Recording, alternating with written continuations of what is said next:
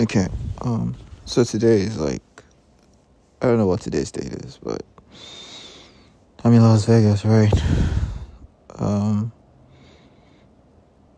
so I wanted to so there's this story I want to talk about. It's called LSD, Liquid States Drive, right? So I think I'll start with the preamble of the story first, and then I'll get to the story eventually. I'm going to try to like make everything like, I don't know, short and sweet, if you will. And also there's this air conditioner in my room that's going to be like going on and off, so like the sound might be the background noise. There might be some background noise essentially. Okay, so let's start with the story. So the story is based off like a theory essentially. So there's this theory called the simulation theory, right? The simulation theory postulates that we live in a simulation essentially. Or we live in a video game, if you want to be blatant about it, right? And that's quite, when you think about it, that's quite interesting and it's quite intriguing. And most of the conversation around that theory stops at just that. We live in a video game, we live in a simulation, and it ends there. But when you think about it, if you take it like one step further, right? If you kind of like explore it a little bit, right? It means if we do some if then, right? Some conditionals, right? It means that if we are living in a simulation, right? If we are living in a video game, a simulation is like for like The Sims. There's a video game called The Sims, right? For instance, so that's a simulation. There's Grand Theft Auto, there's Super Mario. Those are simulations, right? So if we live in a simulation, right? If you take it one step further, it means that the Earth, which is the planet that is hosting us, right, is a console or a laptop, right? Because there's no simulation that runs on thin air. There's no video game that runs on thin air. Essentially, for instance, the Sims, right, is a simulation, but it runs on a Nintendo Switch. It runs on a console and PCs, right? It runs on Nintendo Switch. It runs on the Mac. It runs on a PlayStation. It runs on on Xbox. You need some hardware to play it essentially.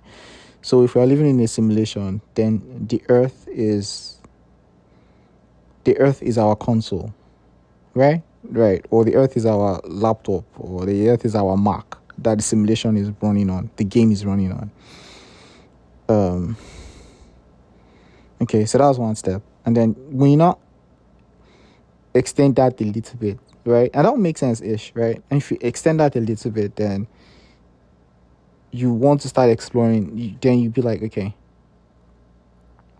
number one, we live in a simulation. Okay, clap for yourself. Then number two, if we live in a simulation, the Earth is a console where the simulation is running on. And then number three, every system, right? Every console, every system has a storage, right? Essentially, where it stores is like its memory, right? So for instance, the Nintendo Switch, if you have like the Sims running on a Nintendo Switch, right? The Nintendo Switch stores all your saved games of the Sims or the Grand Theft Auto that you're playing on the storage device of the Switch. Same thing happens on the Xbox. Same thing happens on the PlayStation 5. Same thing happens on the MacBook. Same thing happens on every laptop essentially. Every laptop, every system has like a storage device, right? The human brain does something similar too. We have something called a brain where we store all our memories, right? So if the Earth is a console, right, it means that the Earth has to have somewhere where it stores all of humanity's memories, like all the memories of every living thing, right? Okay, cool.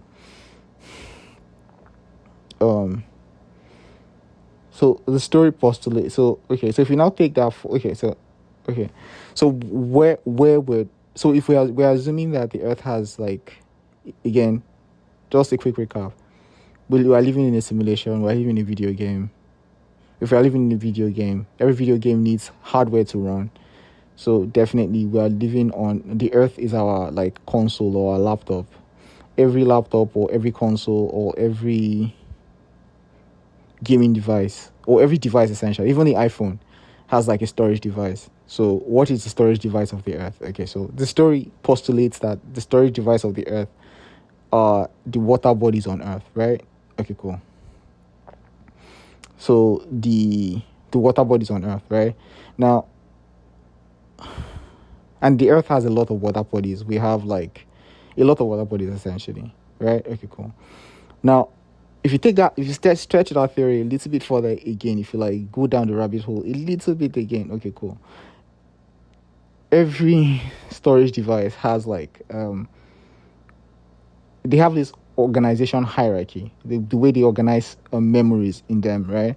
So for instance, on the iPhone, we have like the way your photos organizes memory is by there's something called albums, right? There are albums on the iPhone where you like store your memories, right?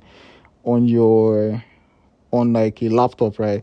There's like a drive C, there's a drive D. On like the PlayStation, there are different accounts that you save your saved video games into. There's organization, right? So if you look at the Earth too, right, you could say, and you assume that the Earth is a video game. We're living in a video game. The Earth is a console. Every system has like a place where it stores its memory. So the Earth stores all its memories in water bodies. And then every storage device has like a file system essentially. So if the water body, if water is like the file system of all the memories on Earth, then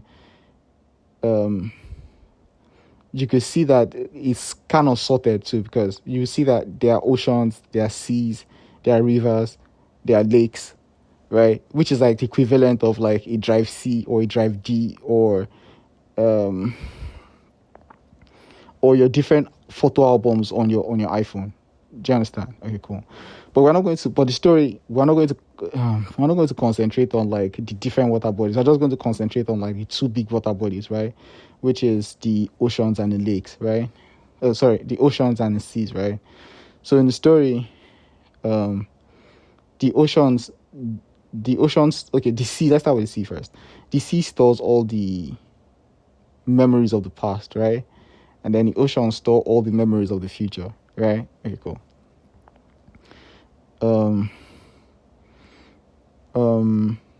So for instance, if you said that, why is the sea salty, right? There's this whole scientific theory about salinity, yada yada yada. But it's really boring, right? Like it's a nicer narrative would be like, the reason why the sea is salty is because, well, the sea stores all of like humanity's past memories, and everybody's like, every human being on earth is like kind of like salty about their past, right? There's nobody that you have something in your past that you're salty about. So like the ocean, the sea is just like kind of like reflecting that. Do you understand? So if you're salty about your past and there's this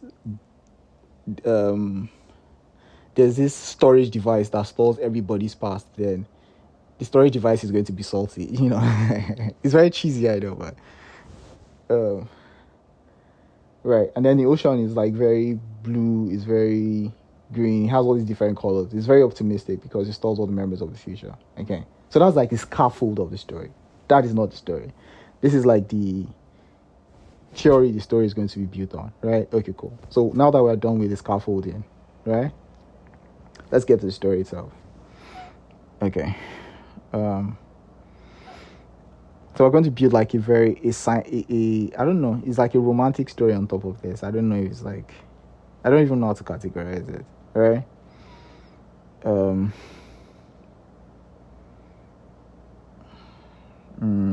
Okay, let's wait. Okay, so the story is called, again, LSD, liquid state drive. Why is it called LSD? Because, well, there is like I said, every storage device has, every system has a storage device. And most storage devices, they use something called an SSD, which is an acronym for solid state drive, right? So if the Earth if we are living in a simulation and the Earth is, and every simulation runs on hardware, and the Earth is the hardware of the simulation that we're running on. So the Earth is a console, and the storage device, and every console has like, or every system has like a storage device, and the water bodies are the Earth's storage device. Yeah, which means the water bodies, the seas and the oceans are like the SSD of the Earth, if you think about it, right? But SSD again, it means solid state drive, right? But the oceans and the seas, yeah, they are not in, because matter exists in three forms, which is solid, liquid, and gas, right? They're not in solid form; they're in liquid form, right? So that would mean that it's not a solid state drive; it's a liquid state drive. Do you understand? So that's where that name comes from. LSD, liquid state drive, right? Check. Okay, cool. Let's just get into the story. It's a lot of preamble. I spent 10 minutes on preamble, so like I said, I want to keep it short and sweet. I want to get back to this whole format of like short stories instead of all these like 20 minutes, 30-minute stories that it becomes so long I don't end up completing it. So this is going to be a lot of route to the answer. So let's go. Again, that's the scaffold that the theory is going to be built on. Let's like build a romantic story on top of it. Okay, cool.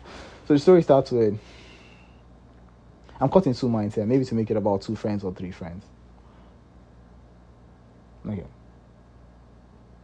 Okay, so the story starts with two friends.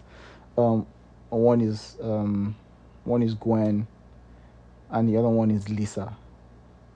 Gwen and Lisa work at a fast food chain. They met at a fast food chain restaurant, essentially. Let's just say, I don't know, let's say In-N-Out Burger. Let's say they work at In-N-Out Burger, right? And they, just like normal girly pops working, right? So they decide, we're skipping, right? So they decide to spend the summer at, they decide to plan like a summer vacation, right? So they decide to spend the summer in, like, I don't know, Italy. Pick a random place. Let's say Italy. Decide to spend some Italy because, because of, okay, enough jokes. Decide to spend summer at Italy. Now the tour company that they signed up with for like their summer vacation in Italy, right? The tour company has like a couple of like activities, because like most tour companies, right, you get a tour of like the city that you're going to see, all the like the sites, all the like tourist attractions, and then you also get to see and then you always have these side activities on the side too, right? So for instance, when me and my sister went to Seychelles, there's a normal tourism stuff, and then they had like all these other like activities for my sister to do. So again, let's get back to the story. Gwen and Lisa, they signed up for with the tour company for their summer vacation in Italy. Now the tour company had like, aside the tourist attractions that they were going to see in Italy, the tour company had like two activities, which was like two optional activities, which was, one was a cooking class, right? You could sign up for a cooking class to learn like local Italian like cuisine, learn how to make local Italian cuisine. And the second one was what was the second one? Local Italian cuisine. And the second one was pottery, right? So Gwen signed up for but like I said, it's optional. You pick one. You can't pick both. You can just pick one, right? So Gwen signed up for the cooking class, the culinary class, right? And then Lisa signed up for the poetry class, right? So now they're in Italy.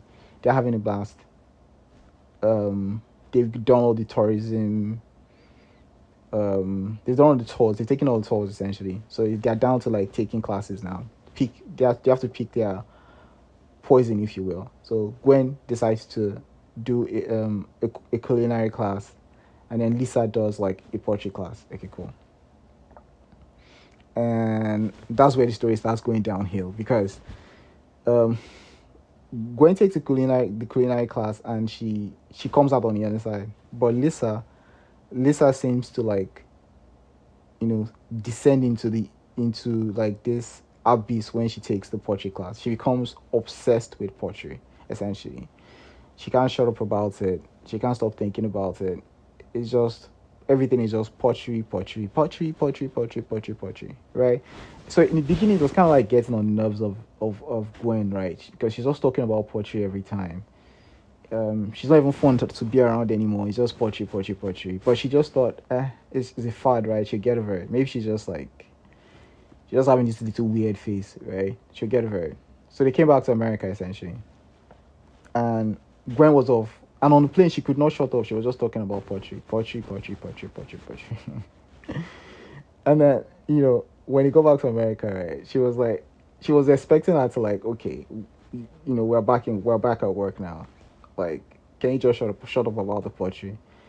But she couldn't. She was just talking about pottery. Just pottery. It was so bad that she actually like I'll say like a month into their return, right? She resigned from her work, right, to focus on like making pots, right? And then it just started like getting worse and worse, right? She just like was going on about these pots. She went from not having a job to like not having like a social life. Now she's just always inside the house, just like molding pots. It's crazy at this point, right? And then more months went by, so no job, no social life, and now there's no life at all now. Her whole life is just pottery now. Like she's obsessed with this shit.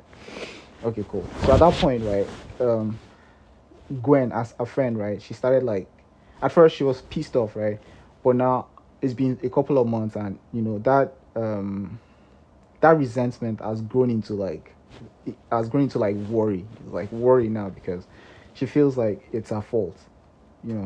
It's her fault that our friend is like has sunk into this, for a lack of better English, this pottery abyss, right? This clay abyss, right? Like quicksand of clay, right? So she decides to do something about it. She decides to like help her friend out, and then she thinks, okay, the best way she can do that is by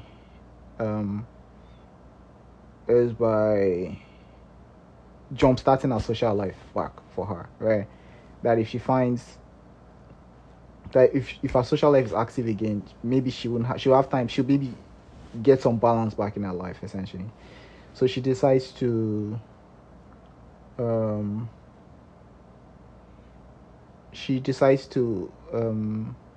hook her up on a date, essentially. That's where we're going.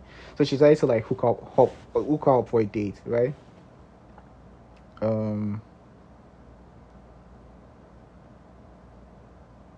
Okay, so Gwen downloads Tinder, right? Or like, I don't know, Hinge, or insert your favorite like dating. Insert your favorite dating app. So she downloads Hinge or Tinder, or there's a third one I forgotten. And she matches with like this guy. The first guy she matches with, she doesn't even bother to like check anything about him. She just, okay, I've matched with this guy. And then she goes on to chat to the guy and be like, hey, look, I'm not matching for myself, so you're not matching for me. I have this friend that is just like, I heard is in the sand essentially, but not like normal sand, like clay soil. I heard is in clay soil, right? And I just need you to like go on a date with her. She wouldn't even. I've tried to get her to like download Tinder or download a dating app, but she wouldn't even do it. So I need you to just like, essentially, I'm matchmaking you and my friend, essentially, right?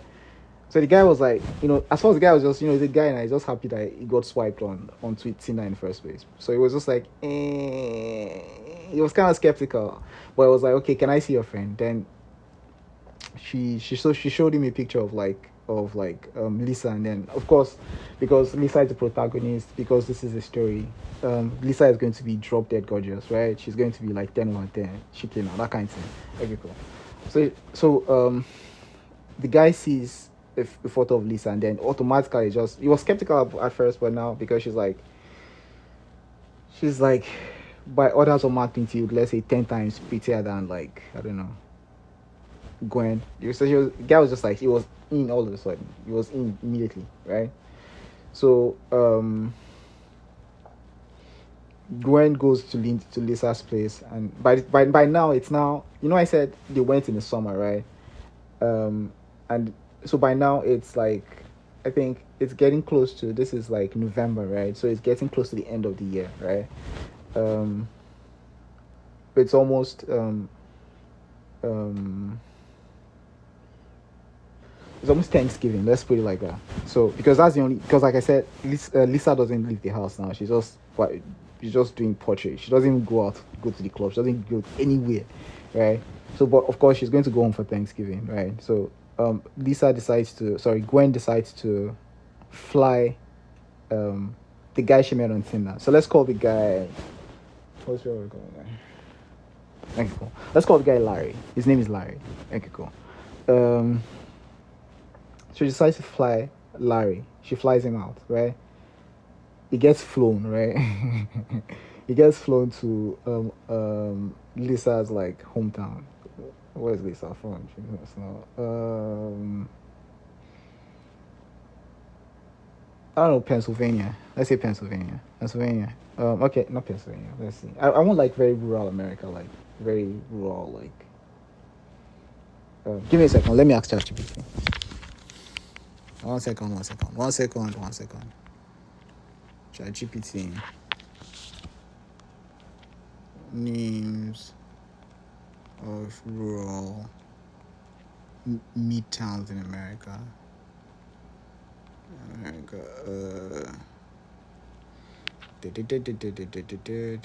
Here's a list of Springfield, Bloomington, Hannibal, Cedar Falls, Marion, Celcina. Oh, some very nice names if I say so myself. Fremont. Which one? Springfield. Let's just take the first one. Okay, cool. So Lisa's hometown is Springfield. I don't even know where Springfield is, but she's from Springfield. So Gwen decides to like fly out Larry to Springfield. So like for the first time in months, yeah, Lisa leaves her house. Yeah, she leaves her house So sorry, what's her name? Gwen goes over to Lisa's place. She picks her up, and then they both fly to Springfield, right? So they had, you know, the whole I don't know what Thanksgiving is like, but they had like Thanksgiving essentially. So after the Thanksgiving, right, she decides to invite, during Thanksgiving essentially, she invites this guy Larry. Yeah, she makes it look as if Larry's like her friend. Yeah, that she has been telling Lisa about. She introduces Lisa to Larry, and she like, this is the guy she has been telling her about. And Lisa was like, she doesn't have any memory of her, like, of Gwen mentioning Larry to her. And she was like, and then Gwen was like, well, that's because she doesn't have any memory of anything. The only thing she has memories of is like pottery. Do you understand? Now, Gwen herself has not taken any time to even get to know this Larry guy. She just knows like, okay, he's an average looking guy. She didn't do any background digging on him. She was just like, okay, average looking guy. He has agreed to like help Lisa get out of this like pottery addiction that she has. In the addiction in quotes now, right? Okay, cool. So let's just say Lisa and Larry, you know, they hit it up essentially. So Larry invites Lisa for a date, right? Invites Lisa for a date. Let's just speed everything up.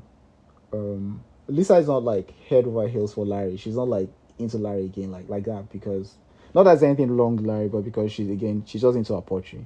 So, but turns out Larry's like turns out Larry's dad has like their family is like into maritime stuff, right? Into like maritime stuff. And his dad has like a cruise ship, right? Okay, cool. Let's go there. His dad has like a nice cruise ship, and his dad is getting old, and he's the first of like, I don't know, 7 children. I don't know. I'm making this shit up. So let's just say he's like the first of 7 children. He has like 6 sisters, and he has only one, and then he's like only son, his first son, right? And their dad is like getting, no, it's not the first, it's the last. Let's put him at the last. Because that would mean their dad is getting old essentially, and he has to like, okay, no, he's the first son. Let's just say he's the first son. He has to take over the family business. He invites, after that first day, he kind of like gives like Lisa like he a rundown on himself. Essentially, he's like his background and everything. So it turns out again, he's rich, he's tall, he's dark, he's handsome, he's all like the whole nine. Check. All boxes are checked. On top of that, he's now the CEO of like this, like, I don't know, maritime company essentially. So he invites Lisa on after their first date. Their second date is now supposed to be a cruise, right? And then he gives her like a ticket for the cruise. So Lisa gets a ticket, and then Gwen also gets a ticket for like a cruise from I don't know where Springfield is, but let us say it's from Springfield to somewhere in the Mediterranean. Sorry, where is the Mediterranean that we can't go?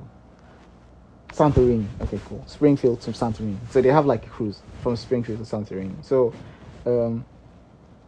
again, Lisa does not want to go because, she's skeptical about the whole thing because number one, she just met this Larry guy, and then number two, she doesn't want to go essentially. But when she tells Gwen about it, Gwen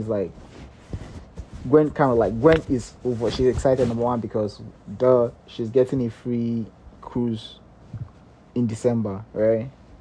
And also the guy's like a catch. It's like a catch. So she can, and then thirdly, it's going to help her. At least she's going to get out of the house now. Lisa is going to get out of the house, right? So that's like a 3-fold cord, right? A 3-fold cord is not easily broken. That's what the Bible says. So it's like 3-fold cord right there. So she was like, okay, she even though it's kind of like weird and early, you just meet someone and the next date you're like going on a cruise with them, you're going to be like on a boat out, it's kind of like off, right? But she agrees to it. So she convinces her friend, essentially. Gwen convinces Lisa to like go on a cruise, right? Again, this is November. The cruise is like the first week in December, right? So they're supposed to go for the cruise for 2 weeks, and then they'll be back mid-December before Christmas. Wrap everything up mid-December before Christmas, right? Okay, cool. So Lisa agrees to go on the cruise on one condition, right? And the condition she gave Larry was that she's going to bring our poetry stuff, essentially. So Gwen was kind of like mad about it, right? Like, but the Larry guy was like, it's okay that if she wants to bring her poetry, she can bring her poetry stuff. So she was like, okay, cool. So let's fast forward let's keep to like the cruise time now. So we're now in December. They're on this cruise. Gwen is on the ship, right? She has like all like she has like her outfits picked out, all out. How it is when women are like traveling, So she has all this like she has like 2 suitcases like of like outfits and everything packed. Right? Lisa could barely pack anything. She was almost doing one bank travel, like she didn't pack anything essentially. But Larry does buy her like because it was supposed to have like a dinner on cruise ship. So Larry does buy her like a dinner dress one. So that's basically like that's like the only clothes that she packs, right? But she has a lot of suitcases, but the suitcase is all filled with like pottery stuff, like crazy stuff. Right. So they're on this cruise now, and so this is where the story starts to get serious. Okay, cool. So they're on this cruise now, and then Lisa is kind of like Gwen is like over. She's just like happy she's on this free cruise. She's into all the buffets. She's just munching everything. She's meeting all the cool guys on the board. She's having a blast, right?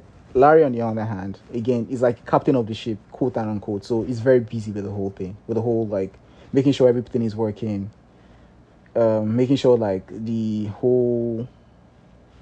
I'll say there are like 800 people on ship, right? On the cruise ship. It's like a big cruise ship. There are 800 people. So it's making sure like everything runs smoothly, right?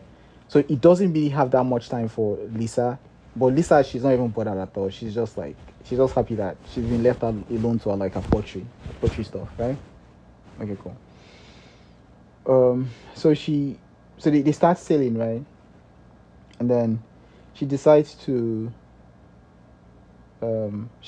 make like how do I put this, Jesus?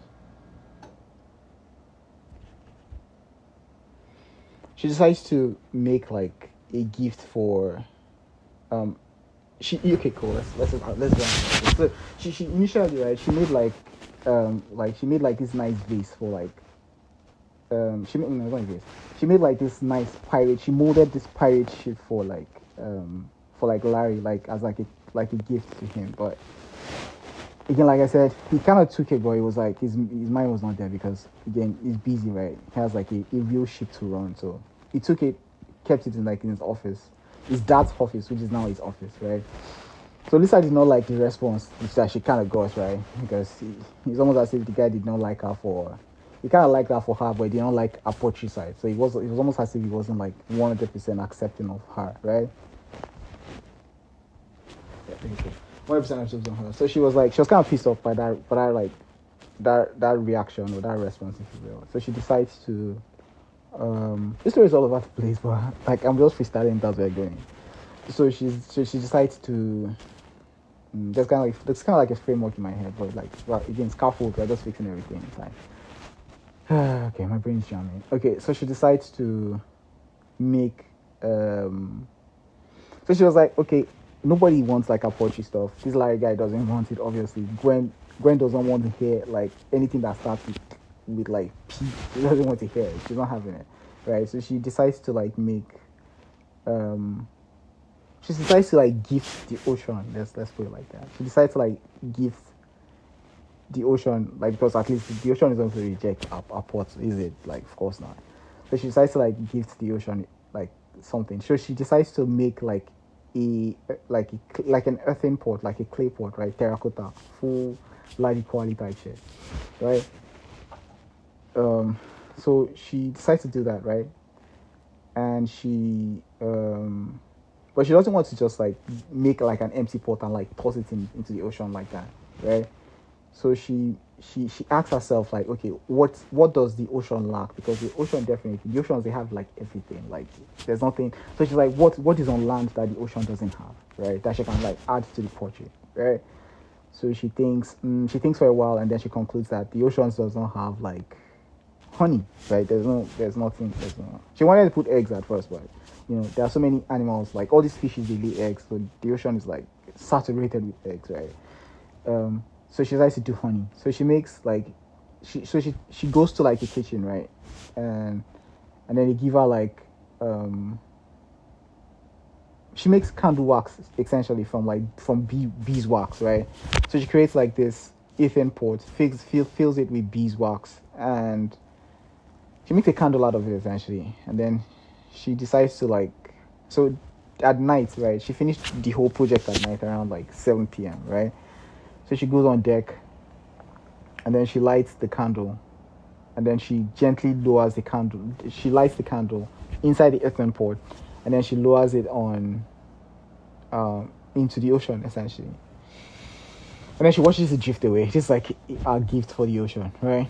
Okay, cool. Now remember at the background. Remember, this is not like ocean is not like normal ocean. This is like, in this story, the ocean is housing all of every humanity's like memory, future memories, like all the memories you're going to have in the future is in the oceans, right? Okay, cool. And all the memories that you've had in the past are in the seas, which is why they are salty. Very cool. And the way you assess that memory is by, you give the ocean something. You give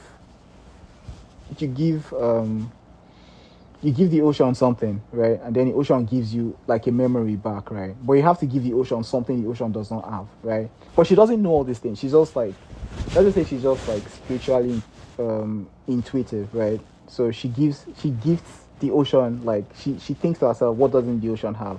The ocean doesn't have honey. So she puts this honey in a bowl. And inside this, like, sorry, it's not a bowl. Inside this earthen pot. And then she like puts it on she gives the ocean. So she has technically fulfilled the request part of the like API, if you will. So she's like she has gifted the ocean something the ocean does not have. It's like, think of it like a genie. Like a genie, you have to like the lamp is just there, but you have to like rub the lamp then for the genie to come out. So it's something like that. So the way you trigger the ocean, the way you get a memory back from the ocean or from the sea is by gifting it something it doesn't have. So again, for the nth time, she gives like the ocean this like pot, earthen pot that she just molded, terracotta, the whole nine, with like filled with honey, beeswax, candle, and then she again it's sailing away. She's watching it sail away, sail away, sail away, sail away, and yeah, and then again. So this is like the action part, and then she noticed that there's like a slight like after the she watched like the pot sail like I'll say like 100 meters away from the ship. She notices that there's like a slight like maybe there's like some bubbling going on like around the pot. Like I see like she's seeing like bubbles around the pot, and then the small bubble starts turning, and then she notices that the pot starts going around instead of like sailing away, right? It's going around in circles now. At first the circles were kind of like slow, but it's almost as if the circles are moving very fast, and then gradually that small circle is like the pot is moving faster and faster in the circle, and before you could say Jack Robinson, right, the pot has, there's a whirlpool, there's a full-blown whirlpool now on the ocean, right, and then whirlpool is now like, and it's getting bigger to the point now that their ship is now starting, because it's just like 100 meters away from it, right, so their ship is now starting to get like caught up in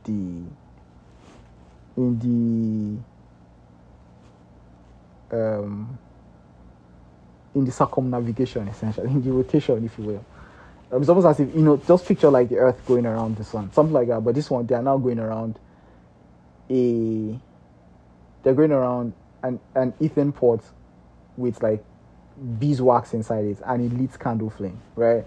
And they're just like, the ship is circling around it. So that, of course, draws the attention of everybody on board. Remember I said the ship is like, this is a cruise ship, big ship. Everybody gets on the deck. They're looking down. And then, because they're worried now, why are they going around in circles? Going around in circles like that. So they're worried, everybody's shouting. The captain is trying to like steer the ship in the right direction, yada, yada, yada. It's Titanic Part 2, if you will. Everybody's, but the only problem, there's no iceberg now. It's just like, it's just an earthen pot, right? And then all of a sudden, right, it stops. It just stops. The ship starts going round, round, round.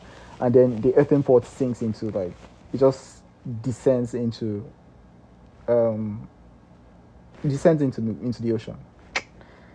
And then immediately it descends, right, rain starts to fall. But the weird thing is that the rain doesn't fall. Remember I said everybody's on deck now, right? Everybody on the ship is on deck now, right?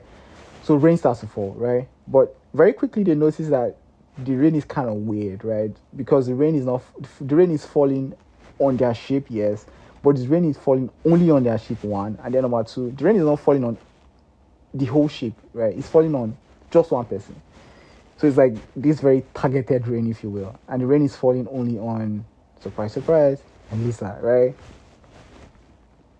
So like, just imagine a scenario where like there are like 800 people like on the deck of a ship, right? And then rain starts falling and only one person is getting wet. So automatically everybody brings out their cameras, like, this is a miracle, this is weird. First we were circling around this like earthen pot with like that was lit in the middle of the ocean, and then now it stops. Now the rain is falling, and it's falling on this one girl, right? So it became like the sign of all, I don't know how do you say it, sinus of all eyes, Tupac, insert Tupac, all eyes on me, plays in the background in your head, that kind of thing. And then everybody's taking photos of her, yada yada yada, and then rain stops, right? And then she's drenched, right? Okay, cool. She's drenched, and then she's like, okay, she's going to, and everybody's taking photos of her. This is like a whole divine, I don't know, type shit. The whole thing is cinematic. It's like, I don't know, it's like some Steven Spielberg type shit. So everything is cinematic. So she's like, okay. So after the whole saga, right, the rain stops falling, but she's drenched in rain. And again, the point here is that the only person that rain like fell on was her. She's like, is a mono rain, essentially, targeted rain. So the rain falls on her, and then she's drenched, of course. And a lot of people caught it on camera, and then she decides to like, okay, go and get, after the whole show, essentially, she's like, okay, she needs to go and get dressed now. change attire essentially. So she goes to her room to get dressed, and then immediately she enters her room. As she's going down, like descending into back, going down into the ship, she notices that she's getting like drowsy and dizzy, and she's hearing like all these whispers. Like she's hearing like 1,000 voices, but they're all whispering but she can't quite get what they're saying, right? But people are still clapping, but everybody doesn't understand. They're still clapping for her. They don't, because she's the girl that got the rain fell on. Maybe she saved them or something. No. Okay, let's make it more dramatic. Let's make it. Sorry. Let's make it more dramatic. So we're back on deck. The ship is still going circle, right? It's like circling around that what's that called? What's it called? That's like earthing port, right? So everybody's worried. Everybody's running helter-skelter on the ship. It's like Titanic Part 2. And then Lisa decides to shout, "Stop!" She just shouts. She just blotted it out. She just shouted, "Stop!" Right? And immediately she shouted, "Stop!" Right? Like there's this, everything is silent, right? There's this silence. It's just like, how there's this calm. It's like reminiscent of like Jesus telling like the wind to be calm. There's this part in the Bible where the wind was like, Jesus was on water, and then the wind was like blowing, yada yada yada. And then Jesus and the disciples were like, "Jesus, wake up! Do you want us to die?" And it was like, "Peace, be still." He just told the wind to calm, and the wind was calm, right? So Lisa kind of did the same thing. But immediately after she does that, again, like I said, rain starts to fall, and rain falls on her. So everybody's like, this girl has superpowers, type shit, right? Like she made she stopped, she kind of like saved their lives, if you will. And now she's getting drenched in rain. I just wanted to make her look like a superhero a little bit. Okay, cool. So she's descending so we're back to where I started from, where we stopped, right? Which is where she's descending inside. She's going to her room, right? And she's hearing to change her dress, because she's all like drenched in this like mono rain, right? And then she's hearing like all these voices, but they are whispers, right? It's not like very loud. They're just whispers in her head, right? And she's getting drowsy at the same time. But she just puts on a show. People are snapping her, taking photos of her, taking videos of her. Everybody's clapping. Everybody's happy. That song? And when a hero comes along with the strength to carry on. Okay, something like that. But this was like a drowsy hero, because she's drowsy as fuck, right? Almost like she was drunk, right? So she manages to get back inside her room, right? And then she just, by the time she gets to her room, right, she's like full on drowsy now. She can't even she can't tell her left hand from her right hand, like me. And then she just collapses on bed. And then she has a dream, essentially. So the rain, okay, I'm not supposed to be doing exposition, but let's just quickly do it. So the rain that fell on her was essentially, the pot that she gave to the ocean was was fulfilling the first part of the request, which is you have to give the ocean what the ocean doesn't have, and she gave it an earthen pot with honey. And then in return, the ocean blessed her with a memory. So the memory came in form of the rain, right? And side note, if she did this, okay, okay. Let me not jump the gun. Okay, cool. Let me just continue. Where was I? Okay, she's drowsy, right? She's inside her room. She's drowsy. She's hearing 1,001 voices. She collapses on the bed. And then she falls asleep. She's not quite sure if she's sleeping or if she's awake, or if she's it's all these superimposed visions I used to have that I don't even know what I'm doing. Okay, so she again, she's not sure if she's awake or if she's sleeping, or there's this guy in the Bible, I think it's Ezekiel, Isaiah, that was he doesn't know, or maybe it was Daniel. It was he doesn't know if he's awake or if he's sleeping, if he's alive. He doesn't know if he's dead. Okay, so a trance state, essentially, limbo. By the way, there's this great game called Limbo from Play Dead Studios. Well, that's still for an idea. And then inside her sleep, right, she again, she's not sure if she's sleeping, right? But now she's still inside her room, but her room has changed a little bit. And there's a TV in her room, right? There's no bed. The room is empty, right? But there's a TV in her room, right? And then the TV has and there's a remote inside her hand, right? And the TV has this big red heart-shaped button. That's only one button. And this big red heart-shaped button, right? But the TV is off. That's not playing. So she's like, okay, the whole room is empty. She's standing in the middle of the room. She's holding a remote control. So just picture a nice remote control. Okay, something like let's say an Apple TV remote control, right? But this one, it doesn't have any buttons. The only thing it has is a giant heart-shaped. It's just one button, giant heart-shaped button, right? So she's like, okay, what could go wrong? She decides to push that button. So she pushes the button, bam, and then the TV comes on, right? And then it's a wedding, right? And then she notices her friend. She can spot inside that dream. She can spot. Sorry, the screen is split into two essentially. She presses that button and then the TV comes on, but the screen is split into two, right? So on one side of the screen, a wedding is playing, and then on the other side of the screen, there's a third-person perspective. If you ever played all these third-person shooter games like Doom or 007 GoldenEye or there's this perspective in video games where it's POV essentially. It's you are I don't know how to explain it. It's all third person essentially. I don't know how to explain it. So there's on one side, on the right side of the screen, that's what she's seeing, right? There's this person. She's seeing the scene from the eyes of the person essentially, like a third person view, like all these video games, right? And then on the other side, a wedding is playing, right? So on the wedding, she sees her friend Gwen in a wedding dress. No, first of all, she sees her friend Gwen in I said Larry bought her a dress, right? Okay, cool. So that's the first dress she saw Gwen in, and she was like, wait a minute, that's not right, that's my dress. This bitch stole my dress, right? And then she couldn't make sense of what she was saying, so she turned off the TV. She pressed that button again, and then TV went off, right? And then she pressed it again, and then it came on. But this time, it was not even showing Gwen in her dress again. She was still, okay, the TV was still split into two, right? And then one half was now showing a wedding was playing, and then the other half, right, it was showing what was it showing? Vatican. It was showing the Vatican. The other half was showing the Vatican. One side was showing the Vatican, one other side was showing the wedding, right? So wedding was playing, but the wedding was Gwen, right? Gwen was first of all, Gwen was wearing she first saw Gwen wearing dinner clothes, and then now Gwen is wearing a wedding dress. But she couldn't quite make out the groom because the groom was not in the picture. But her friend Gwen was wearing a wedding dress.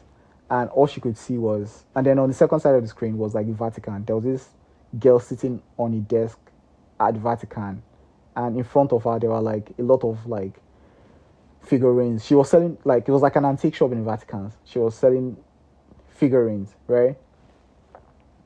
And she was selling figurines, right? So she was weird, and then she pressed that red button again, that heart-shaped red button on the remote. She pressed it again, and then the TV goes off. And then when she turns it on, it just repeats itself every time. And then she just decided to so she did that. So she started pressing it on, and then to press it off, press it on, press it off, and then it was building like that, pop, pop, pop, pop, pop, pop, pop, pop, pop, pop, pop, pop, pop, pop, pop, pop, pop, pop, and then the TV just explodes, bam, and then she wakes up, right? I don't know, I'm not a cinematic person. That's the most cinematic I could make it. And then she wakes up, there's an explosion in the room, right? And then she wakes up, but now she wakes up and she's panting, right? But she discovered that it was just a dream, and then she looks around and there's no TV in her room. There's no remote control with a heart shape. No. Let's just say the TV doesn't explode. It goes white. There's just white. So it's white screen, and then there's this white noise. This screeching white noise, and then she's blocking her ears, and then the screen is is going zigzag, jig, and then she wakes up. I think that's the more cinematic approach to it. And then she wakes up, and then she instantly in her head, right, she knows the interpretation of the dream. So essentially the interpretation is that Okay, no, she knows it's interpretation of dream essentially. So, oh, sorry, I was gonna eat my chicken. Give me a second. I bought chicken this morning. Is it rotisserie chicken, right? It's not this afternoon. Jesus Christ, 1 hour. Okay, so we are 50 minutes in. In my whole mind, I thought I was just like maybe 19 or 20 minutes in, but turns out we are 50 minutes in. This thing happens every time. Like, every time. I have to get better at this, like, this storytelling thing. So, we're just going to, like, wrap it up very quickly. So, the interpretation of the dream essentially is that Gwen is supposed to get married to Larry. The Larry guy is not her husband. Gwen is supposed to get married to Larry. And then she's supposed to like go off to Italy, to the Vatican essentially, and set up like an antique shop and start selling clay figurines of like Jesus, and which is essentially what she does. So when they get back from the cruise, she decides to. So on the cruise, essentially, she gives Gwen a dinner dress, and then she wears like a normal dress, and then they decide to go on a date with the Larry guy, and then the Larry guy is like, it's kind of like, it's weirded out by the whole thing because Gwen is wearing the dinner dress he bought for her, one, and then number two, Gwen is at the table with them. But she kind of like, I don't want to go into like details again because we don't have time. Essentially, she just like excuses herself. What's her name now? Lisa excuses herself that she needs to like go and attend to something. And then awkwardly, Larry and Gwen are at the table. So they start talking. And then, they start getting close essentially. They got very close throughout the whole like ship essentially, throughout the whole trip essentially. So when they get back, Larry's like, for Christmas, Lisa gets like, she comes up with a plan essentially. For Christmas she gets Larry a bicycle, but she like kind of tampered with the brakes of the bicycle a little bit. So when Larry, decides to use the bike on Boxing Day, he has like a mild accident. Gwen is a nurse. So she calls, so of course, instead of like dialing 911 or something, she calls Gwen over to like nurse, Larry. And they bond even more, they get even closer. Essentially, Lisa match makes Larry and Gwen, right? And then 1st of January, she grabs a ticket and she goes off to Italy. And then to the Vatican, essentially. And then she starts making like these clay figurines, selling these clay figurines. And then 6 months inside, Larry and Gwen, they are married. And then one day she's still selling her clay figurines as like souvenirs at the Vatican. Clay figurines of Jesus, essentially, as souvenirs in the Vatican. And then one day, this Italian guy comes along. His name is Chiellini. And then he buys a clay figurine from her. And then they get married. And the two of them live happily ever after. The end. The whole purpose of the story was just, I don't know. I kind of had to rush it, I'm sorry. Because I didn't want to do part 2 and I'll not ever get to the part 2 again. Because I have all these part 2 stories that I never completed. Like, I've forgotten like Kafanchan, right? I didn't ever finish it. I just did part 1 and I never finished it. Which other story? Like literally all my stories, I don't know about to finish it, right? So I remember I did Kafanchan, I didn't finish it. I'm going to try to find out Kafanchan and repost it. I didn't finish it. I did, there's one mall story that I did. Supercat, which is like a story actually, like I never finished it. I did part 1, I never finished it. It's kind of here. I have like, I don't know, like 10 stories I've never finished. So it's better to like have like a rush story than to have like an unfinished story, right? So I would have loved to like flesh this thing out and like do it properly, but I don't have time. So it's 15 minutes, sorry. Maybe I can like condense it. Or maybe I'll ask ChatGPT to summarize it. Then I'll make like an audio version of it. And then that's the version I'll put out. Because it's like very long. This is like 50 minutes. And I was just rambling at the end of the day. So yeah, that's it. Story is weird, but yeah, reality is weird like that. So that's why I stay dealing with it. Sorry, I forgot to like say how the story came about. So I went to Venice essentially. I went to Venice Beach. I trekked from like Berryman Avenue to Venice Beach. I was kind of like tired when I was approaching the beach, right? And then when I was approaching the beach, I thought to myself that when was the last time I was in Venice? So in my head I was like, I was there in February 2024, right? And then it occurred to me that I remember the last time I was in Venice, right? But does the beach, right, the water itself, does it remember the last time I was in Venice, right? That was the thought that came to my head. And in my head, I was just like, of course, you can't remember the last time I was there. It's like, it's a water body, right? So I was like, God, does he remember? And then God was like, I should imagine simulation theory. The other people was like, simulation theory, simulation theory. It just like, again, he gave me the whole story from there. The scaffold. And then when I came to Vegas, when I was trekking today, we kind of like built like the full. I trekked again today from the airport to, I don't know, this nice hotel called Strat. I wanted to stay there, and then I decided to like get a house. I wanted to stay in a hostel too today itself, but I don't know. I changed my mind. I was like, let me just get a house. So I now check from that house now, from that Strat to the house I'm staying. That's like another 2 hour, like 48-minute trek or something. So it was that time that I used to like construct the story.